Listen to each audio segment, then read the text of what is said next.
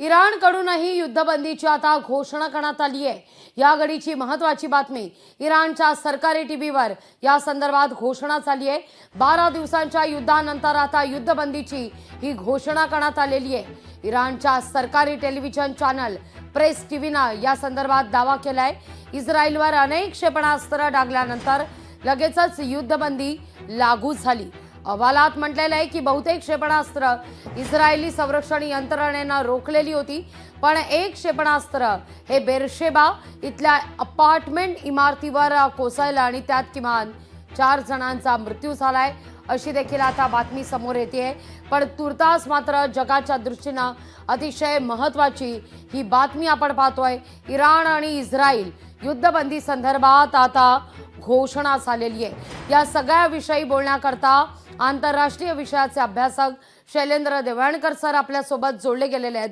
Sir, अशी एक माहिती मिळते की युद्धबंदी संदर्भात डोनाल्ड ट्रम्प आणि बेंजामिन नेत्यानाहू यांची फोनवरून चर्चा झाल्याची माहिती मिळते। आता इराणनं सुद्धा युद्धबंदी संदर्भात होकार दिलाय, घोषणा केली आहे। पण या सगळ्यामध्ये मात्र मग ते भारत पाकिस्तान युद्धजन्य स्थिती निर्माण होणं असू दे किंवा इराण इस्रायल युद्धबंदीची घोषणा असू दे, या सगळ्यामध्ये अमेरिकेची भूमिका ही फार महत्त्वाची ठरताना दिसतेय। नाही, मला असं वाटतं की डोनाल्ड ट्रम्प यांच्याकडनं ते ट्विट होत आहेत आणि जसे भारत पाकिस्तानच्या संदर्भात पण त्यांनी ट्विट केलेले होते, परंतु अजूनही अनेक गोष्टी आणि अनेक प्रश्न हे अनिर्णय स्वरूपाचे आहेत। अजूनही इराणने ह्या सगळ्या गोष्टींना अधिकृतपणे दुजोरा दिलेला नाहीये आणि जरी इस्रायल आणि इराण यांच्यातलं प्रत्यक्ष संघर्ष थांबला तरी ज्या इराण पुरस्कृत संघटना आहेत त्यांच्याकडनं, विशेष करून हुती असेल, हिजबुल्लाह असेल, यांच्याकडनं जे इस्रायलवरती भविष्यामध्ये हल्ले होऊ शकतात त्या संदर्भातलं धोरण काय असणार आहे, त्याचप्रमाणे ज्या अण्वस्त्रांच्या निर्मूलनासाठी किंवा अण्वस्त्र कार्यक्रम रोखण्यासाठी म्हणून इस्रायलकडनं इराणवरती हल्ले केले गेले, अमेरिकेकडनं इराणवरती हल्ले केले गेले, तो प्रश्न अजून अनिर्णित आहे। त्या संदर्भात कसलाही निर्णय झालेला नाहीये। तिसरा मुद्दा जो येतो तो म्हणजे आणखीन महत्वाचा जो भाग आहे तो म्हणजे इराणमधलं सत्तांतर, त्या संदर्भामध्ये, कारण त्यांना खामेनीची राजवट नको होती, त्या संदर्भातही अजून कसल्याच प्रकारचा निर्णय झालेला नाहीये। त्यामुळे अजून जरी डोनाल्ड ट्रम्प यांनी ट्विट करून त्याचं थोडक्यात श्रेय घेण्याचा जरी प्रयत्न केलेला असला तरी हे किती काळ टिकून राहील हा मोठा प्रश्न आहे। अगदी शैलेंद्रजी, ट्रम्प यांना शांततेचा पुरस्कार मिळावा याकरता म्हणून प्रस्ताव सुद्धा पाठवण्यात आल्याचं कळतंय। या सगळ्याचा आणि एकूणच समोर येत असलेली ही बातमी कसा काय अर्थ लावायचा जगाच्या दृष्टीनं, या सगळ्या घडामोडी फार महत्त्वाच्या आहेत।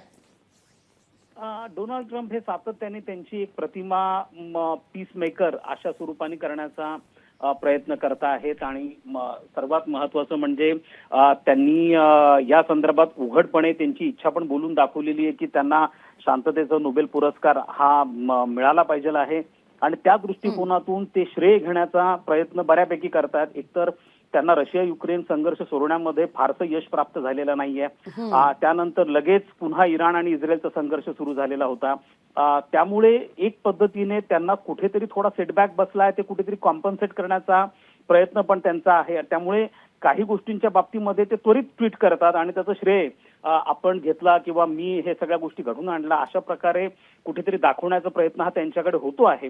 मात्र या संघर्षाच्या बाबतीमध्ये, इराण आणि इस्रायलच्या संघर्षाच्या बाबतीमध्ये हा दोन्ही देशांनी आपल्या अस्तित्वाचा प्रश्न बनवलेला होता आणि त्यामुळे हा संघर्ष इतक्या त्वरित दोघे जण थांबतील असं नाहीये, कारण इराणने अजूनही कुठे घोषित केलेलं नाहीये की ते अण्वस्त्र विकासाचा कार्यक्रम थांबवतील। अशा स्वरूपाने इराणकडनं घोषणा झालेली नसल्यामुळे इस्रायलसाठी अस्तित्वाचा प्रश्न हा कायमच राहतो आहे। त्यामुळे ह्या सगळ्याच बाबतींच्या संदर्भात अजून निर्णय व्हायचे आहेत आणि मला असं वाटतं की ह्या गोष्टी येत्या काही तासांमध्ये किंवा काही दिवसांमध्ये यामध्ये स्पष्टता येण्याची शक्यता आहे। देवळणकर सर, अगदी शेवटचा प्रश्न या मुद्द्यावर, खरं तर हे सगळं युद्ध जेव्हा संघर्ष अधिक ताणत होता, संघर्ष अधिक पेटत होता, त्यावेळी मात्र इराणकडून जी भूमिका घेण्यात आलेली होती होर्मुझ खाडी संदर्भातली, हे कुठेतरी प्रेशर टॅक्टिक या ठिकाणी उपयोगात आलंय का? कारण ही समुद्रधुनी सर्वार्थानं महत्त्वाची मानली जात होती, इस्रायल करता, अमेरिके करता आणि अर्थातच इराण करता सुद्धा। नाही, आता इराणच्या संसदेने तो निर्णय घेतलेला होता, पण त्यांच्या नॅशनल सिक्युरिटी काउन्सिलनी त्याला अद्याप मान्यता ही दिलेली नव्हती. इराणकडनं निश्चितपणे दबाव टाकण्याचं हे एक तंत्र होतं. याच्यामधनं खरं तर इराणचं तसं काही नुकसान नव्हतं किंवा इस्रायलचं देखील त्याच्यामध्ये फारसं नुकसान नव्हतं. त्याच्यामध्ये जे नुकसान होणार होतं, जर हॉर्मुझची समुद्रधुनी बंद केली असती तर प्रामुख्याने जे नुकसान होणार होतं ते इतर अरब देशांचं होणार होतं, जी तेलाची निर्यात करतात. आणि हे तेल प्रामुख्याने चीनला जातं, युरोपला जातं. त्यामुळे या देशांकडनं दबाव आणला जाऊ शकतो इस्रायलवरती आणि अमेरिकेवरती देखील, की लवकरात लवकर हा संघर्ष संपवा.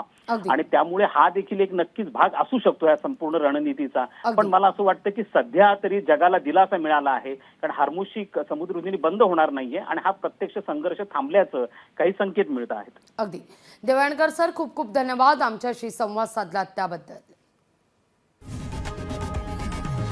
लोकशाही मराठी ऐका, पहा, जागरूक रहा.